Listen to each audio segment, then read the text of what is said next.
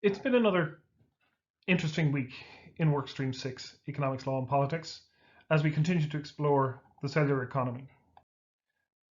As described last week, the cellular economy is the application of disruption theory to the pivot, the transition that the entire economy is going through.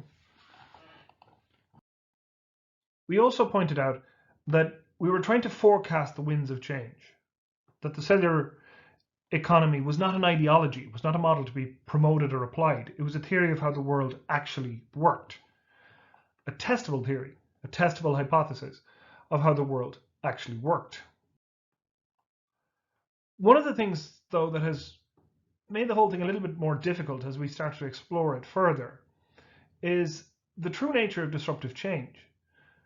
And disruptive change can be surprisingly mundane, but it is always relentlessly effective. Its most profound transformations can appear underwhelming, but if you're looking for that spectacular one magic bullet, you might be disappointed, particularly at first.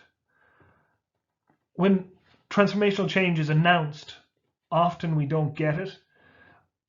Often what actually changes is not what we expected to change. And that's one of the dynamics that we're trying to explain and explore with cellular economics. We said originally that our hypothesis was the rigid institutional model being transformed into a hybrid semi-cellular model. Well, we've also been explaining it in different terms. We started talking about this transition, this pivot, as being the democratization of capitalism. And if it is an S-curve jump, if it is a disruptive change, then it will follow a predictable dynamic.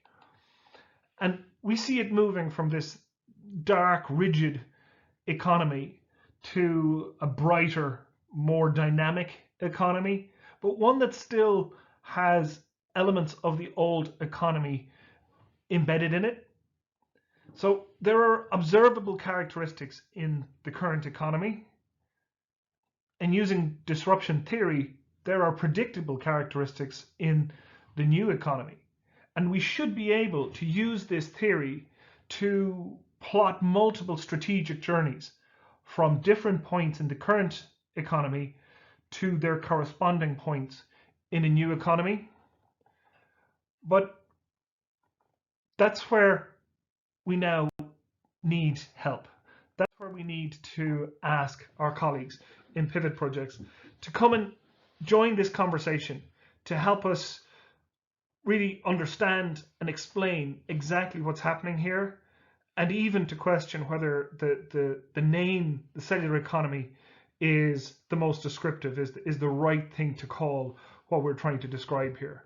So I think this conversation, going back to the realities of disruption theory, I think it's going to be more boring and more exciting than you expect it to be. But you are more than welcome to come and help us figure out exactly how applying the theory of disruption to the overall economy might help us plot this pivot in ways that hasn't been done before. Thank you.